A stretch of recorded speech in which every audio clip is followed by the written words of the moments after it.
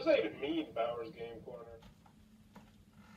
Ahoy there, YouTube! I'm back again today for another game review. Today, I'm very excited to check out Word on the Street Junior from Out of the Box Games. This is for 2 to 8 players, take about, 20 to 40 minutes to play, and it's for ages 8+. And in Word on the Street Junior, this is the wacky tug of words, in which you are going to be spelling to try to pull letters closer to you. They're going to start off in the middle of the road, and then you're going to try to get them over your side of the highway. It is a light, simple, team-based spelling party-style game, but it's a good. Let's open it up, and I'll tell you what I think. Alright, then we're going to take a look at what's going to get inside of Word on the Street Junior. So first and foremost, we're going to handy-dandy rulebook. It is 2 pages, double-sided, full color, and it's very well done. It should have you up and running in no time at all. It's also an incredibly simple game, so I can teach you how to play right now. So in Word on the Street Junior, what you're going to do is you're going to try to earn 8 letters by creating words that will fit a specific category and then scoring points, aka pulling letters closer to you based on the letters you used. What am I talking about? Let's go over the components. We'll get into the gameplay.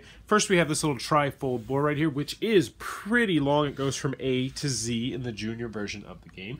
You're also going to get these tiles, which if you're familiar with the original Word on the Street, they have these nice like metal kind of tiles. These are just punch-out board, but they still are perfectly serviceable.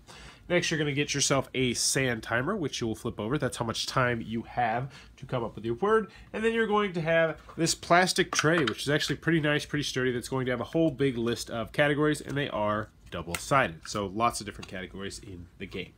So what's going to happen is you are going to break up into team. You'll have a team over here. You'll have a team over there.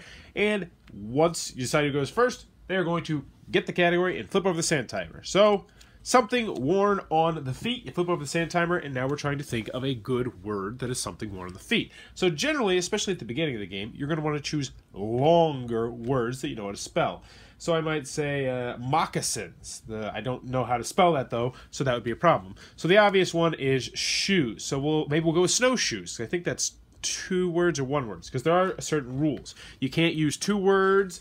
So, for instance, you have to make sure that it has a hyphen in the middle. I could go with boots, which would give me 2 O's. So, we're going to go with shoes. Get a nice light one. So, for shoes, we would go S, H, O, E, S. Very simple. So now our opponents would go. Let's just say that they had the word, I don't know, fruit. So they went F-R-U-I-T. So that's what they did.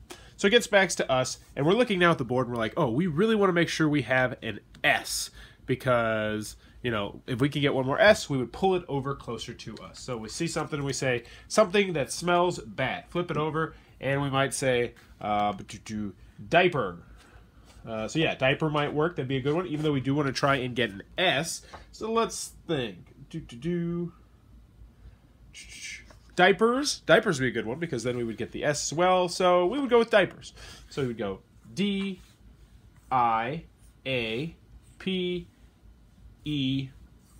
and S. And now we have ourselves 1 point. That is one of the 8 points you need in order to win the game, and you're going to continue to do this until someone has 8 points. But as you progress through the game, there's going to be less letters on the board, which means, you know, diapers might have been great early on, but now there's no D, there's no I, there's, you know, no P or R or S, so now diapers is going to cease to be a good word, so you really have to get creative with the words that you're thinking of.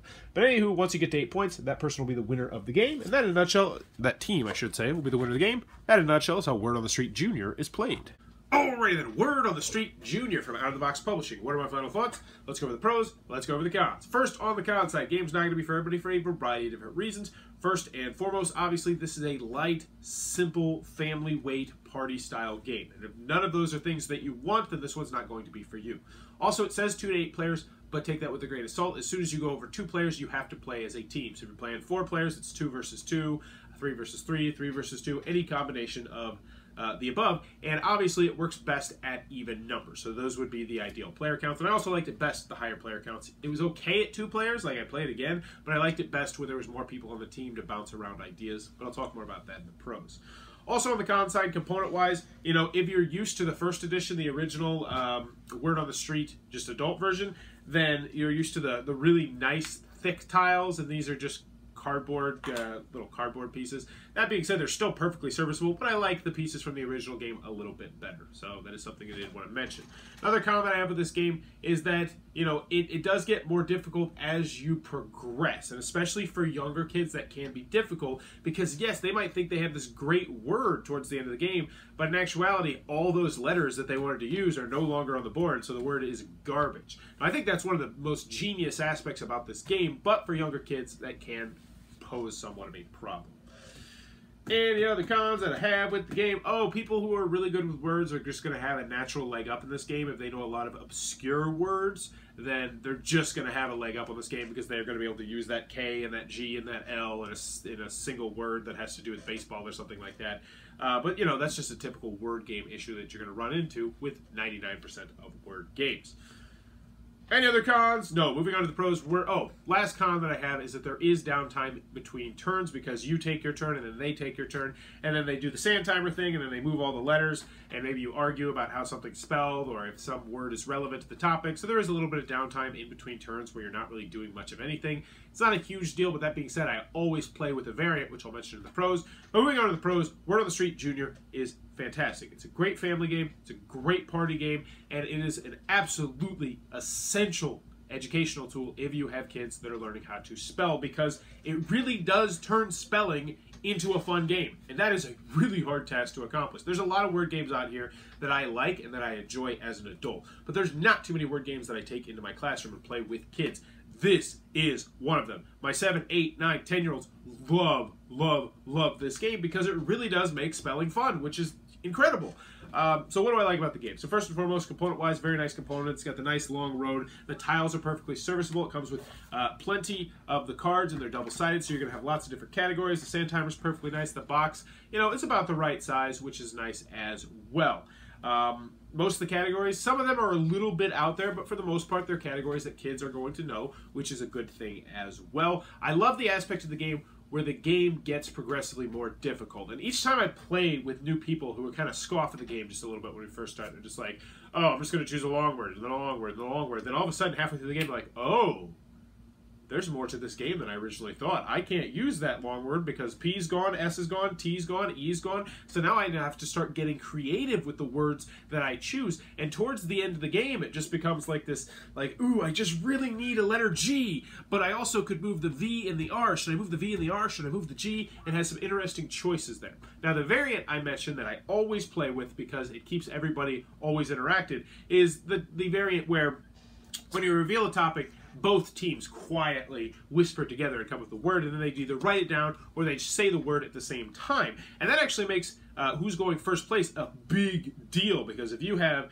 you know, bubbles and the other person has bubbles but you go first, then you are going to lock down that B and they will not lock down the B, and it just adds a little extra element to the game, which I really do enjoy. So that is a variant that I would recommend trying. It's the one that we always play with from this point on. That being said, the original base game is not bad either. So in the end, Word on the Street Junior is fantastic. This will be on my shelf forever. For as long as I work with kids, this will be on my shelf. Now, the obvious question is, do I like this better, or do I like the original Word on the Street better? I like the components of the Word on the Street better, but I like this one better because it has all the letters, which especially for younger kids is better, I personally do think. So Word on the Street Junior, you can't go wrong with either of them, but if you're planning on working with kids, definitely recommend this one over that one, but like I said, can't go wrong with either of them. So that is Word on the Street Junior, the wacky tug of words, one that I can absolutely recommend to you if you're looking for a family game, if you're looking for a party game, or if you're looking for an educational game to play with your kids that is actually fun. Yes, fun.